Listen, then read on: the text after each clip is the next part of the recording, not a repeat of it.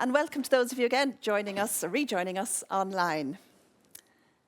So it's my pleasure now to introduce the third session already of the morning, The World in 2040, What Role for Europe? And that actually follows very logically on from our last conversation. So joining us online from London, we have Mark Leonard, Director of the European Council on Foreign Relations. Welcome, Mark.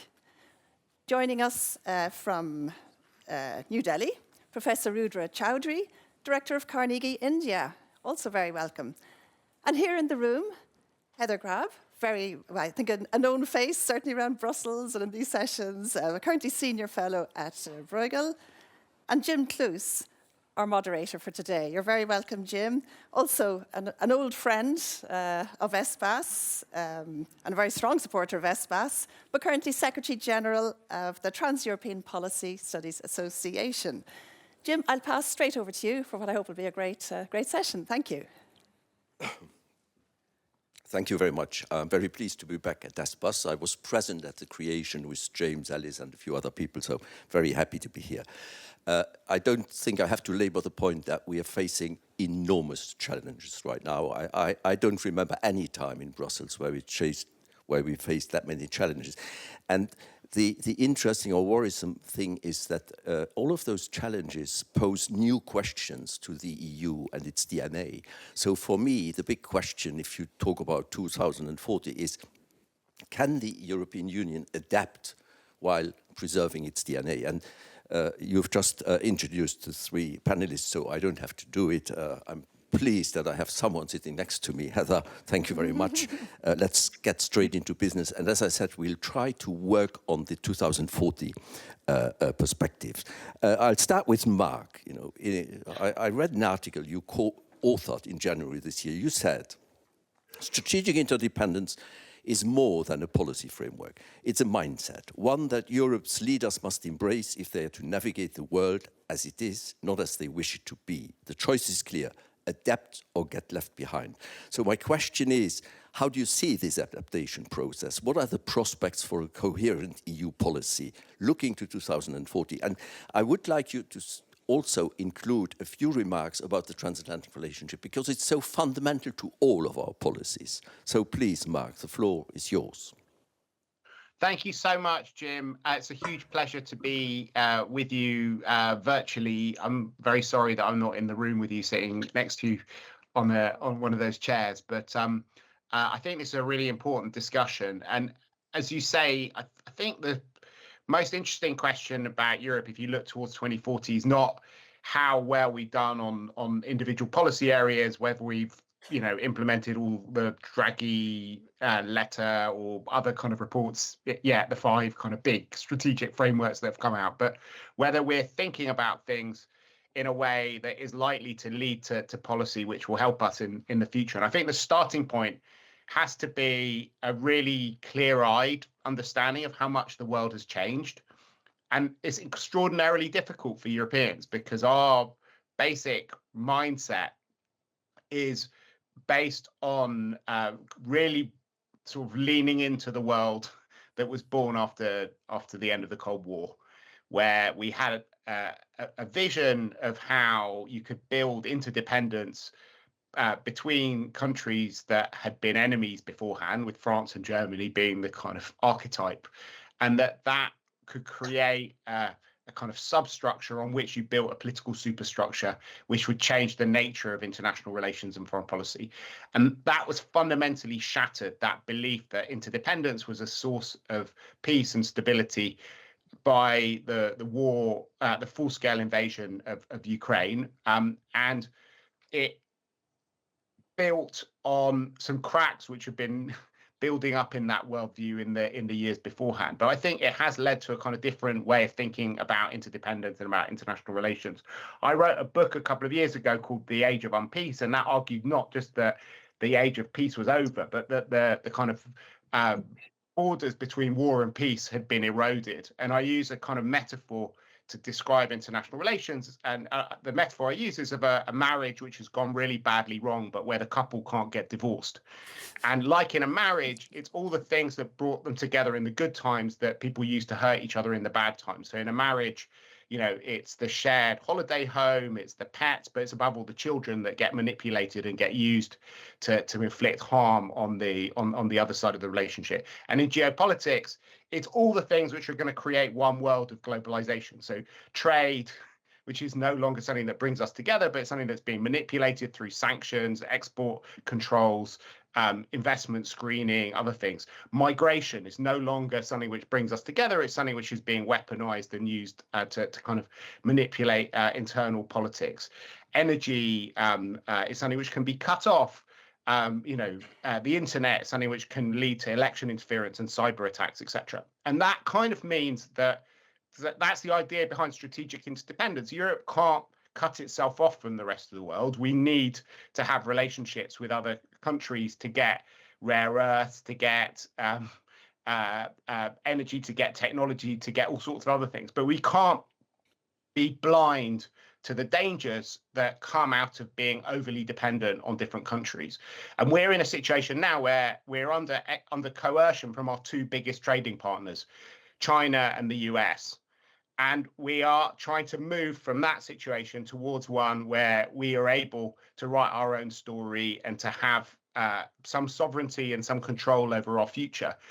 I think actually we've done a lot better than many people might have expected. If you go back to 2022, I think that this change in mindset has taken place. I think in a whole series of different areas, we're starting to think about our future in a very different way. Security is obviously the kind of most important, the most challenging, the most existential, and the most difficult because our dependence with the US is so extreme. And we're in this terrible situation where, on the one hand, we've built all of our assumptions around security around a transatlantic relationship which doesn't exist anymore and can't exist in the future. But at the same time, nobody wants to do anything which will further undermine the credibility of Article 5. So it's a delicate dance where people are spending 70-80% of their time managing Trump in a tactical way. But we are starting to put in place things, like the roadmap and the omnibus and things like that. And you've seen this kind of huge surge in defense spending, and what's happening in Germany is kind of truly remarkable. I think on trade, again, we started to develop a different mindset. We've put instruments in place like the anti-coercion instrument. We're starting to think about economic relationships, not just in terms of what benefits consumers, but as a security issue as well.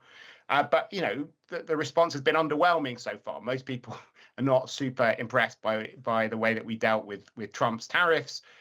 There's a big challenge from China at the moment, and this anti-coercion instrument, which has been kind of painstakingly implemented, has not been used yet. And I was in Beijing a couple of weeks ago, and I think we have a real crisis of credibility there as a result of the way that we dealt with Trump and his tariffs. It's partly because they don't really understand that our situation is not identical to theirs because of this security relationship that we're in. Anyway, and then you can look at other areas. Enlargement is another area. I think it's pretty difficult to see how we can enlarge the European Union in the classic way that we did in the future. At the same time, no one wants to leave Ukraine and Moldova and other countries hanging between a European sphere of influence and a Russian sphere of influence. So we need to rethink how you have Europe as a kind of existential community of fate on security issues. And that also has implications for the relationship with the UK, which we're really struggling with at the moment on both sides of the channel. And then there is a kind of global question about what kind of relationships you want in the world. I think Europeans massively overestimated not just the efficiency of the international system, but also its legitimacy in different places. And I think many, Europeans were quite surprised at how relaxed much of the rest of the world was about Trump's election. We did an opinion poll in 24 countries, which showed that most people in most places thought that Trump would be good for their country, good for America, and good for global peace. And that's because they're really happy about America becoming a normal country rather than speaking as some kind of moral arbiter for the world and being the leader of a kind of international system. And they want to have more space in it. And that does have kind of fundamental implications for the international liberal order, which Europeans relied on so heavily on. But, we're going to hear from Rudra later on. But I think one of the key things here is to think less in institutional terms about the world and more about building a whole set of different partnerships. But the big challenge, I think, in all of this is for Europeans not to become the champions of the world of yesterday that has already died, and to be in a kind of preservationist mindset, but instead to actually lean into these quite profound changes and to see how we can be a different kind of partner for countries like India, countries like Korea, like Japan, that are also having to deal with quite similar situations where, on the one hand, they have really valued their relationship with the US in economic and security terms, but at the same time, they have profound questions about how reliable the US is in the future, and they're looking for different sorts of relationships. So I think that, that kind of big revolution in our mindset has started. Obviously, the glass is at best half full in each of these different areas, but I think we've got a sense of what the main building blocks are of what an alternative approach is. And my suspicion is that Europe will look fundamentally different in the 2040s to what it looks like in the 2020s, both because of the mindset that is changing in these different areas, but also I think the whole idea of the EU as a community will be quite different. Thanks, Mark. Thanks. I think we have to stop here because I think we have some other speakers, and you've said a lot of things. It's a nice transition towards Rudra. One of the important things is we sometimes have a tendency in Brussels to be inward-looking. From everything you say, it is so important that we understand also the views from outside, and particularly from such an important country as India, which is confronted also with many questions about its own geopolitical situation.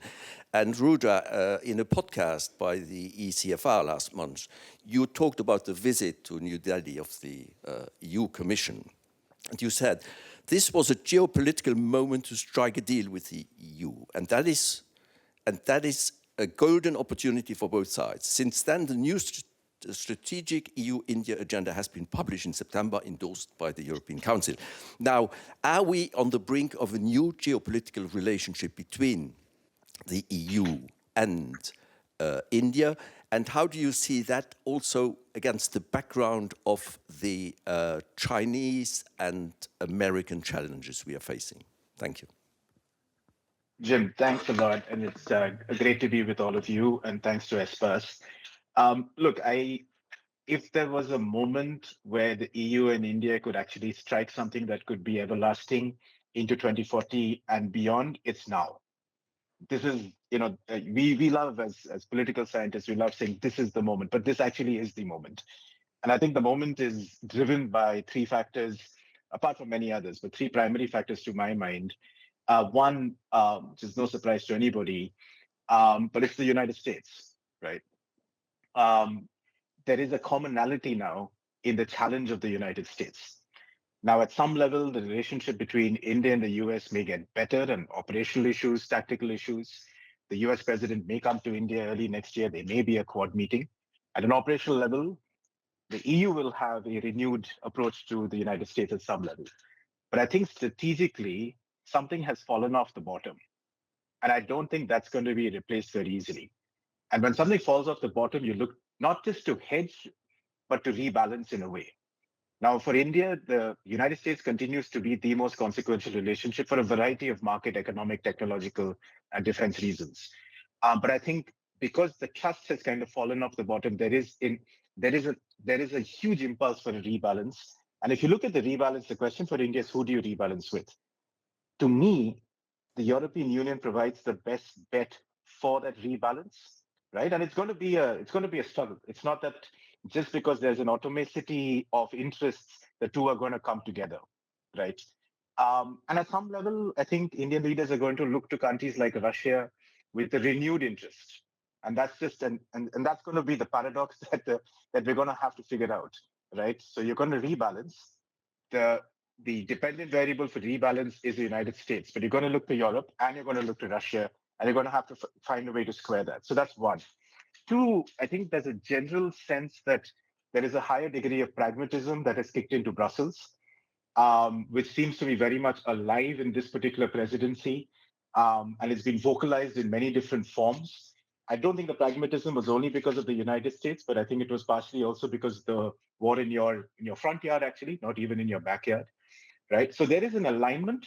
And I think that alignment has come together for the first time in any period of time. Now, does that mean what is going to be required for the EU and India to actually cement this alignment and take the strategic alignment forward to 2040 and onwards? I think three things. One, we just have to get this free trade agreement done between the two sides, right? It's stuck on 2-3 key issues, I believe now, 2-3 key documents, or whatever the operational issues are. But if we're serious about this alignment, my sense is that there will be a big visit early next year, European Union visit. There will be a summit next year. We want to align it in a way in which the FTA is done, number one. Number two, Jim, you mentioned this new agenda that's been entered between India and the EU in September of this year, which is great. And it's good that both sides are articulating their interests and their ambition, but we need that ambition to translate into reality. We cannot be talking about memorandums of understanding on semiconductors anymore. We cannot be talking about differentiated regulatory views on artificial intelligence anymore. We need to actually see outcomes and projects come out of these various pacts, where the first agreement between EU and India was in 2004. So I think that the last point I'll just make is that, to answer your question, there is a strategic alignment. There are operational frictions.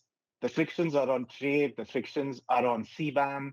The frictions are you regulate too much, we don't regulate enough. We have different standards, but we have to find a way, and that's going to be the job of the politicians, is to find a way to balance the alignment and frictions to create an outcome, and very soon. Let me stop there for now. Thank you very much for a very clear and cogent voice from India, which I think is extremely important. I will now turn to Heather, back to Europe, if I may, and the challenges we have. You recently wrote in a memo on foreign policy, the EU still finds it difficult to build and maintain consensus. Its quest for strategic autonomy from the US is not balanced by enough engagement with other regions. So we've just been talking about this. The question I would like to ask you, Heather, is, has the EU sufficiently equipped itself for this new world? What must it do to become more secure, more resilient, more capable of defending its interests in the world? And in other words, what are our strengths and what are our weaknesses?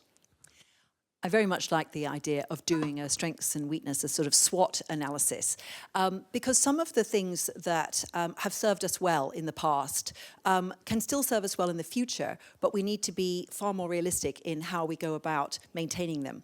So I think in particular, we need to look at our dependencies and look at how much we can generate a much better sense of common strategic direction. Now, on the dependencies, we're currently still in quite a defensive mode. It's about trade defense instruments. It's about managing Trump, from one week to the next, as with all of the flip-flops and so on. But we need to have some longer-term thinking about how to reduce our dependencies in quite a strategic way. This doesn't mean making the European economy self-sufficient. Autarky is not going to work. We still need to have a lot of external trade and investment and capital flows and so on.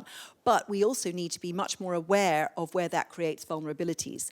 We've got used to the idea we can't be so dependent on the US for defense, and that's largely a matter of making the right investments in Europe. We could go into whether we are making the right investments on the defense side, and I'm sure Radmila Shekarinska had something to say about that. But also, if we think about our import dependencies on the rest of the world, there are a number of things coming up on the EU agenda which may not look like they're strategically important, but in practice they are. So one is forging different kinds of partnerships with other countries. As Ruja was saying, the EU-India FTA is more than an FTA. It's about a new kind of relationship, one that is about alignment strategically and thinking about what we have in common, the commonalities he referred to, rather than the narcissism of small differences. So having that sense of the geopolitical importance of that deal. I think also the clean trade and investment partnerships. The EU's about to sign one with South Africa. There are others in the pipeline. These are new kinds of agreement which are beyond just trade, which will be important, although they don't overcome the fundamental issue that, for example, the critical raw materials that the EU would like to get special access to in South Africa still have to go to China for processing, and China owns the technology for processing. So we've still got to think quite carefully about how that's going to work. So it's about relationships with other countries, but it's also thinking about how to de-risk our supply chains, to de-risk our value chains. We can't do that all of a sudden because that leads to retaliation, for example, from China, but we can build supplementary supply chains. That's something that we've looked at in quite a lot of detail at Bruegel and come up with some ideas on how to do that. And it's also about resource efficiency.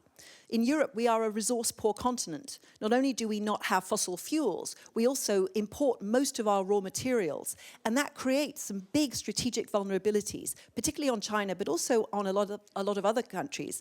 And the EU is a buyer in what's becoming a seller's market. So what can a buyer do? Strategically, the bargaining power that a buyer has is to reduce its demand.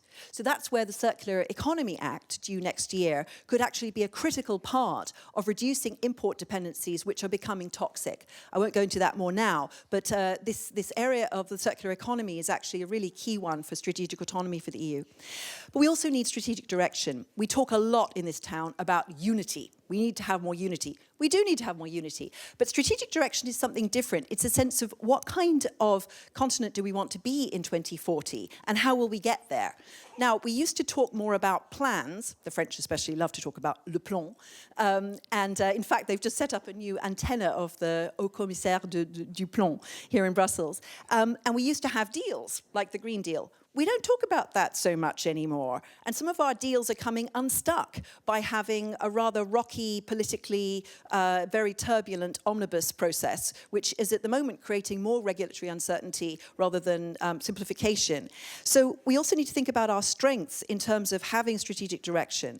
We need to have a clearer plan for decarbonisation now, given the turbulence that there has been. We need to have a clearer plan for what the economic security doctrine will actually lead to. What's the timetable by which we wish to achieve these things? We can't just have ambitions. We also need to have a timetable and ways of implementing it. And I think there we need to build on our strengths. The fact that we do have, on the whole, a pretty clear regulatory framework. Let's keep it clearer, maintain it. We are a reliable partner that stays the course. So that's important given that China is now appearing as that partner more in the global south, providing, for example, clean tech. So how to maintain that reputation. And we have rule of law rather than oligarchs running our economy. That's also an advantage. So those are strengths that we can build on, but we need to have a much clearer sense of where we want to get to. Thanks very much, Heather. I very much like the way you weave together the various policies because there's not one single answer to the problems we're having, and you must see the interlink between policies. So I will now quickly ask short follow-up questions, and then we open the floor. And I'll start with Mark. Please, a short answer, Mark. It's a slightly provocative thing I want to ask you. We look at the horizon 2040. Would you agree with me that if in 2040 we still rely for our defense on NATO, we failed? Because one, that means we haven't constructed our own defense, and number two, we have not found a way to reconstruct a relationship with Russia. Look, I totally agree with you. I think that nobody thinks that Europe can stand on its own 2 feet now. We have a lot of key strategic enablers which we depend for the US on, and the nuclear deterrent is absolutely central. And I think it's quite possible Putin will still be in the White House. In the Kremlin. Oh, that's a good one. We'll transmit that one. In 2040. So I think we do need to think about a long-term plan to deal with an expansionist and Russia, which is directly threatening a lot of EU member states. And we also need to work out how Ukraine fits into our security future. And that is something which we're going to have to build the capacity, hopefully, to carry on working with the US and have a more balanced and more grown-up strategic partnership with the United States of America. But it's pretty clear that the US interest in Europe is just going to go down with every president that comes into the White House in the future, and that our interests are likely to be aggregated in ways that are less and less beneficial to us. When I was in China, I actually met with some Russians, and they said that their goal is to keep the US in, to keep Ukraine down, and to keep the EU out when it comes to the relationship with Ukraine. And I don't know whether they'll manage to do that, but part of what they're hoping is that they can do deals with the US over our heads, which don't take European security interests into account. And the only way we can have a seat at the table is if we have a serious policy, and that means a serious deterrent. It means that we have a political strategy for integrating our neighborhood, and we have a way of dealing with Russia ourselves on our own terms, rather than doing it through the White House. And the challenge is, how do you, on the one hand, do the tactical stuff that we talked about, but at the same time build the societal consent for having huge investments in defense spending and a way of thinking which is a bit less dependent and a bit more autonomous. And that's a very tricky balance to maintain. I'm not sure that we've got it totally right at the moment, because we're putting so much effort into the tactical side of things. Thanks a lot, Mark. I'm turning to Rudra. India will have the chairmanship of BRICS next year. Now, BRICS was created in a way as a counterweight to the West. I would be interested to hear from you how India wants to use the chairmanship, and particularly with respect to some elements of the West, like the European Union. Can you tell us a bit about this? Thank you. Yeah, thanks, Jim. So, for some BRICS countries, BRICS might be an architecture for a counterweight. I don't think that's the way it's been seen in India in serious circles. I would see it very much as India being a bridge between the South and the North, and a living bridge, right? Now, is it a fragile bridge? Yes, but it's a bridge nonetheless. So this is on the broader point of how I think we imagine the BRICS is number one is the bridge. Two, I think I think Heather talked about the global South. You can't really be a voice for the global South and shape agendas in the global South if you're now not shaping the agenda in the BRICS. And I think that brings me to the presidency next year. The Indian Prime Minister has been very vocal about the fact that this presidency is going to be very different. I think he wants to take the agenda forward. He's even reconceptualized the entire acronym of the BRICS. It's going to be more about resilience, innovation. I think he wants to focus on technology. He wants to focus on innovation pathways, infrastructure, which all sounds great. And I think there's a lot of ambition over there. There are, of course, some realities that will kind of kick in at some particular point in time. Is on technology, for instance, what can you do with the BRICS? We don't really want to do anything with the Chinese, right? We're a country that has still banned TikTok. That might open up because of political considerations at some point, but we banned it. Is there a market in Russia for high-tech, access for us? Maybe in hypersonics, maybe at some level in quantum. And I think there the European Union, coming to the last part of your question, is actually quite important. Because for India, whether it's through the BRICS or otherwise, you will look for opportunities to access certain kinds of technologies like quantum and hypersonics, no matter how good or bad they are, if it's not available to you on the other side of your balance sheet, right? Quantum is a good example. Whether it was Biden or whether it's Trump, there's very little play with India on it. Can we do something with quantum with the European Union, right? That's a micro example, but that's the kind of balance that we'll have to kind of keep finding. And I think that's where India will keep looking at opportunities. But by and large, I think the presidency is going to be about reshaping the BRICS. It's going to be about actually breaking the acronym from the global South into innovation and resilience. And my sense is we should see it as a bridge. And Europe should see it as as India being a very useful component of a geopolitical reality that's not going away. Thank you very much. This, I must say, is a very encouraging intervention from a European perspective. I think this idea of the BRICS as a bridge rather than as a counterweight is something which I like very much. I'll turn to Heather again. Heather, Bruegel, you're working a lot on economic security, generally speaking, and I want you to talk us a bit about this, and maybe also in this context. Well, obviously, it is in the context of the search for strategic autonomy. Maybe also say quick word on how are we going to finance all of that? Yes, the 800 billion euro question, I think it was. So Mario Draghi told us this time last year, well, actually a little bit, it was in September last year, that Europe needs to be spending 800 billion a year on innovation.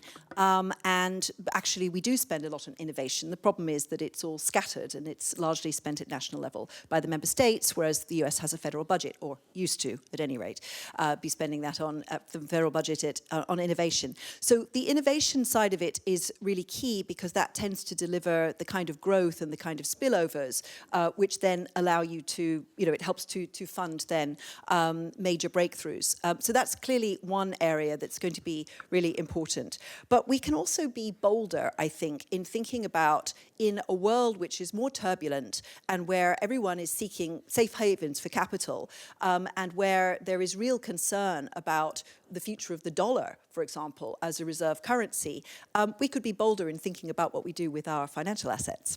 The euro, for example, as a reserve currency, there's still great caution among member states, especially the central banks, about the idea of the euro becoming a reserve currency. We need to have a rather more strategic debate about the pros and cons of this. It shouldn't just be confined to the ivory towers of the central banks. I think it's a wider thing. And particularly the idea of a European safe asset, which was another Draghi proposal. These are areas of leveraging the reliability of the European Union as an economy, but also as a locus of economic policy making. So those sorts of issues, again, I think, your point, Jim, about the need to join up the policies, they are there too, especially because coercion has come recently mainly through trade instruments. But it won't necessarily stay through trade instruments. It can come through capital controls. It can come through currency manipulation. We've seen that from a number of countries before.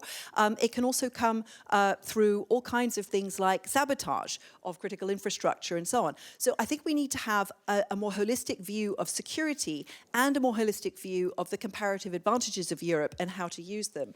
And that's where I think this idea of long-term thinking to 2040 is really necessary. That is what has mobilized money in the EU in the past.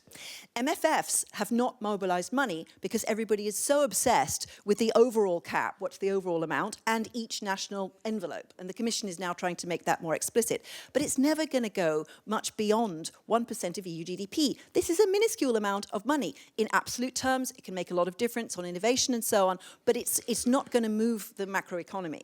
The macroeconomics change when, instead, you start thinking about how to mobilize private capital as well as national budgets in favour of a project, this idea of mission-oriented funding. Now, the EU has done mission-oriented funding very successfully in the past. Launch of the single market, 1992, the launch of the euro. Also other projects which didn't have money specifically on the table, but which really facilitated the economy. For example, Schengen, borderless trade. So those kinds of big projects, I think, are still possible, but we have to be more nimble in how we do them. So I'm a little concerned about, I'm very much in favour of the idea of the EU having a long-term plan for economic security, but this doctrine word worries me a bit. On the whole, theologians tell you doctrines shouldn't get changed too often, but we actually need a very nimble economic security strategy. I think strategy is perhaps better as a term, but we need to be able to nimble implementation, but we do need a clear sense of direction, and that would bring in the capital. I mean, we saw the way the European Green Deal brought in an enormous amount of private sector capital, which we now risk losing again. So we also need to stick to the knitting and be clearer in staying the course. Thanks very much. A very important point you make. Obviously, I mean, the EU budget at 1.20, depends, percent of GNI is not going to solve all the problems. You have to see it in the broader perspective. Joint borrowing. I'm convinced we need more joint borrowing again. We need to finish the EU Capital Markets Union, obviously. But now it's time to turn to the audience. Please state your name and your affiliation, and please ask short questions because I don't know how much time we've left, but we have very little time left. So I see a gentleman over there. Yes? Yes? No? Speak into it. No. Oh, okay. Now it's better. Yes. Thank you very much for this extremely interesting conversation, and thank you very much to Heather for mentioning the opening of Le Plan in Brussels. So I'm going to have the pleasure of representing this old institution created by Jean Monnet in 1946 that now has a different purpose today, which is more foresight and intellectual. And so I'm very glad to be able to interact with all of you today. And I was very interested in a point you made, Heather, about demand as a tool for power and security and independence. And I was just wondering, we are working quite a lot on the issue of sobriety and the circular economy at Le Plan in Paris, but more at a national level, and how we can create policy tools to use demand as a strategic lever also for autonomy. And I was wondering, what kind of European collective tools we can put in place to use it strategically, especially at a time of resource scarcity, where tough choices need to be made. Thank you. Yeah, thanks a lot. I take two other questions. There was a gentleman over there, and there is, yeah, please. Okay. Third question. Good morning, everybody. My name is Francisco Furtado. I'm from Portugal, the Center for Planning, Public Policy Evaluation, where I'm the head of the Foresight and Planning team. My question first more to Rudra from India. I sensed a sense of urgency in your first intervention regarding a window of opportunity for this strategic alignment with India. Am I correct in this assessment, meaning that there is now this alignment, there is now this window of opportunity, but this window of opportunity won't stay open forever, and there is other things in the world besides Brussels, if I may say so. So first question for Rudra. Yeah, thanks. No, I think one question is enough. Okay. I'm sorry, because we have other people. Yes, please, over there. Good morning. Marcus Becker from GLC in Cape Town, South Africa. I've noticed with great interest the importance that was raised about partnerships looking to the east and the south. And coming from Africa, I wonder, what do we see the partnership with Africa towards 2040? It's a very young continent, and I think it being so close to Europe plays a huge nature in whatever our role is. So I want to hear some thoughts about that, please. Yeah, thanks very much. So, Heather first. Yes, so I love the French term sobriété. In English, it generally speaking means you don't drink alcohol, which doesn't sound so terribly appealing. But another way of putting it is resource efficiency and resource productivity to match labour productivity. We are still very wasteful in our use of resources in Europe. On average, in Europe per capita, we use 3 times as many materials in a year as they do in Africa. So, point there on the African partnership. The US uses 5 times as much as the average African, but that's another story. But this idea of Enrico Letta had an extremely interesting section in his report on the future of the single market last year about the circular single market as a source of resilience and competitiveness, but also as a source of economic security, because it frees us of toxic dependencies on authoritarian regimes, not only for fossil fuels, but other things.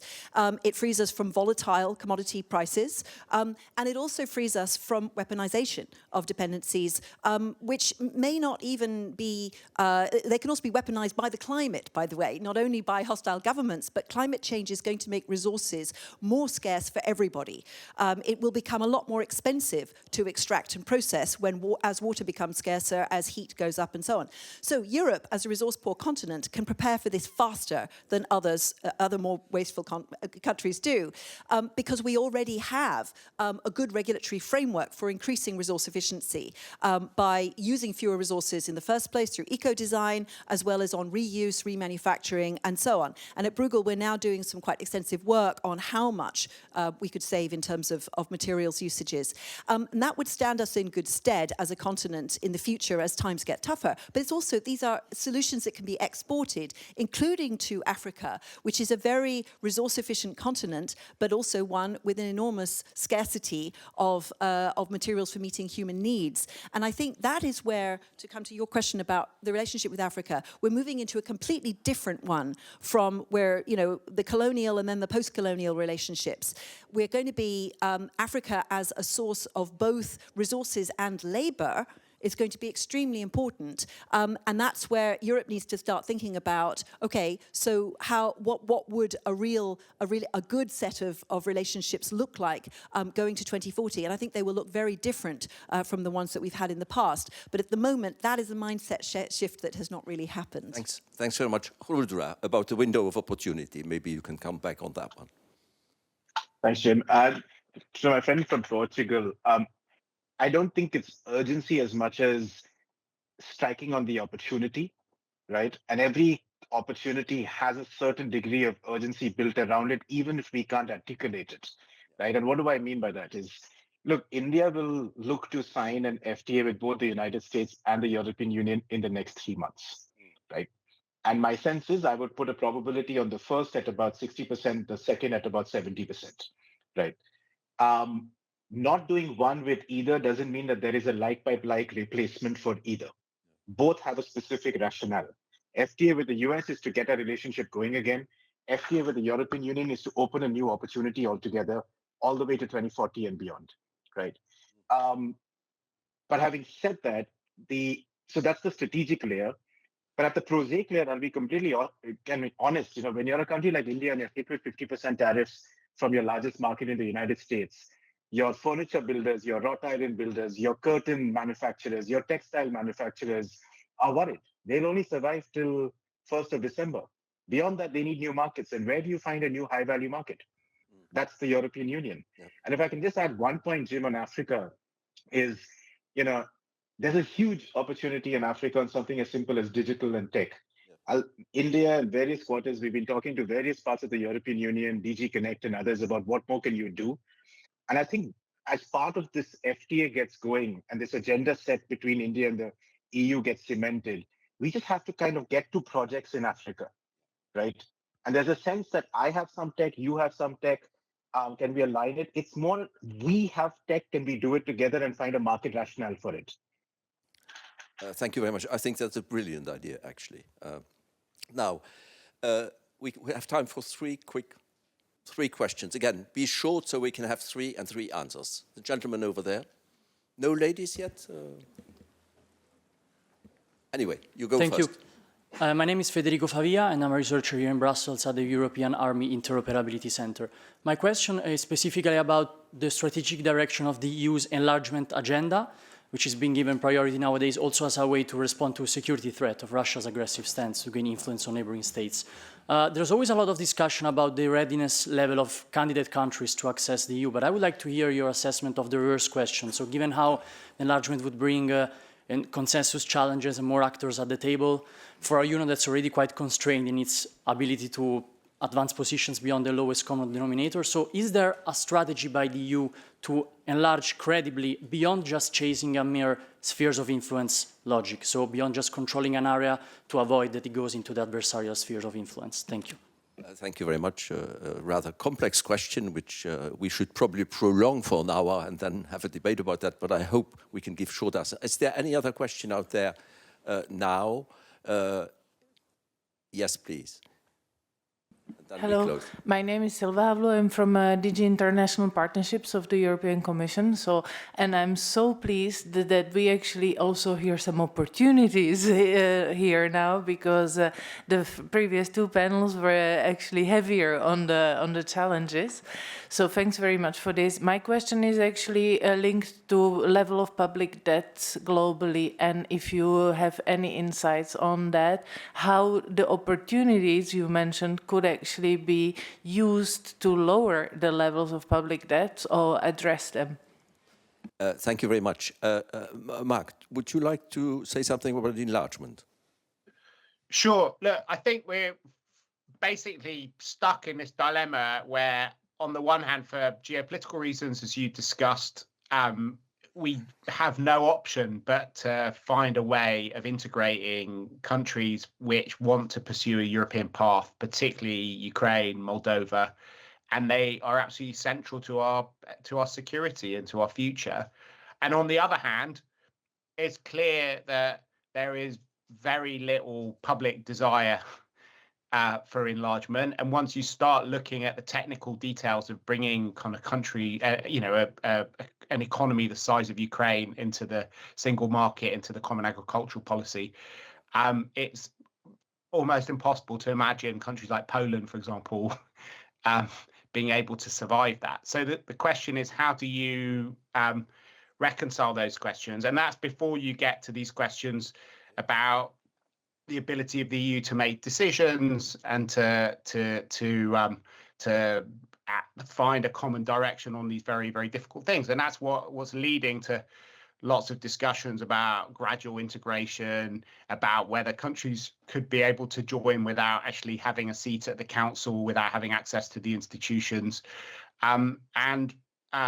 It's very hard to imagine any kind of changes to the treaties and things like that. So things are likely to kind of be stuck for a long time. But I suspect that we're not going to see enlargement to the Western Balkans or to Ukraine and Moldova in the way that the last waves of enlargement took place. Some people think, Montenegro might sneak in. I frankly think that's unlikely and not a particularly great idea anyway, because I think we need to have a more radical rethink about what the EU is and what it means to have a European security community in the future. So I think we should lean into that and be creative and get all of the kind of energy and inspiration which people in Brussels can show when they're facing new challenges onto thinking about new models rather than trying to force very different circumstances into a pattern which worked well in the past, but I think has reached the end of its kind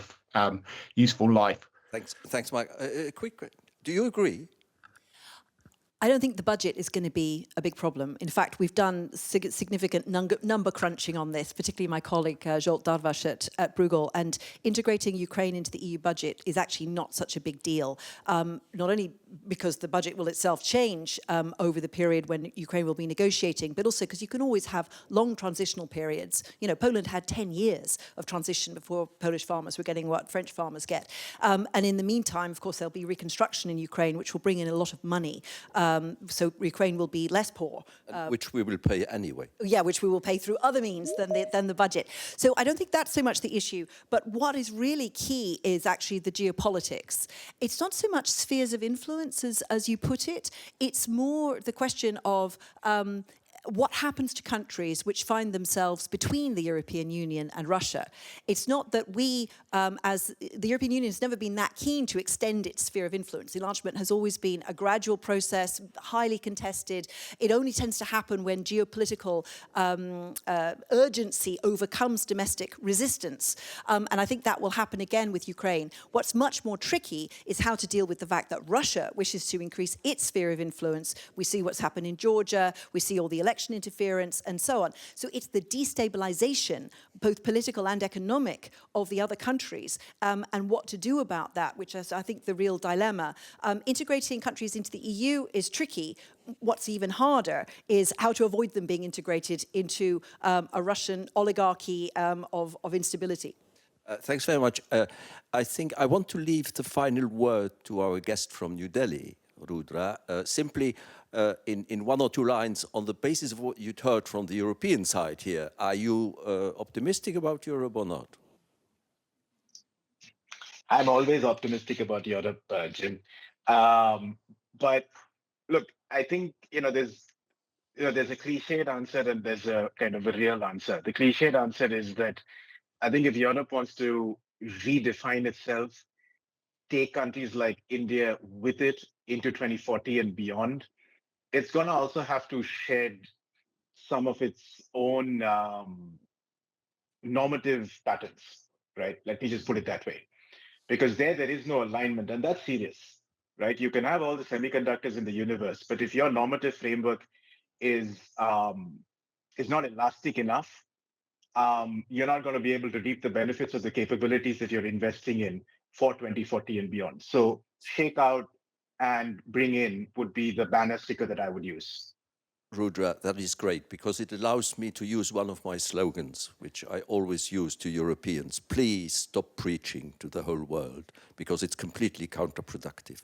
That doesn't mean that we should forsake our values, but the way we try and preach to Africa or to other countries is completely misplaced, and it's actually weakens us. I conclude this now. I think my overall comment here is very short. It's not all doom and gloom, thank you very much, but a lot remains to be done. Thank you very much. Thanks a lot. Thanks. So much. So, thanks so much. Thank you. Right. Thanks. Right. And you can leave the... Oh, you get a little... Yes, yes. Thank you so much to our panelists. That was a really insightful and thoughtful and slightly optimistic panel. So thanks again to Jim for great moderation.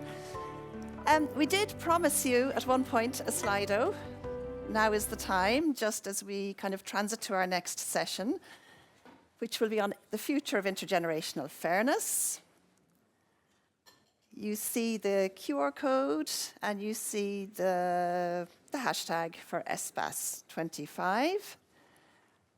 And when you get to it, the question will be, what will be the key challenges future generations will face up to 2040? So your chance for those of you in the room, and of course for those of you online, to share your thoughts with us. The results of that will be evident later on in the panel. So you will not see, you can post whatever you want now, but you will not see the results straight away.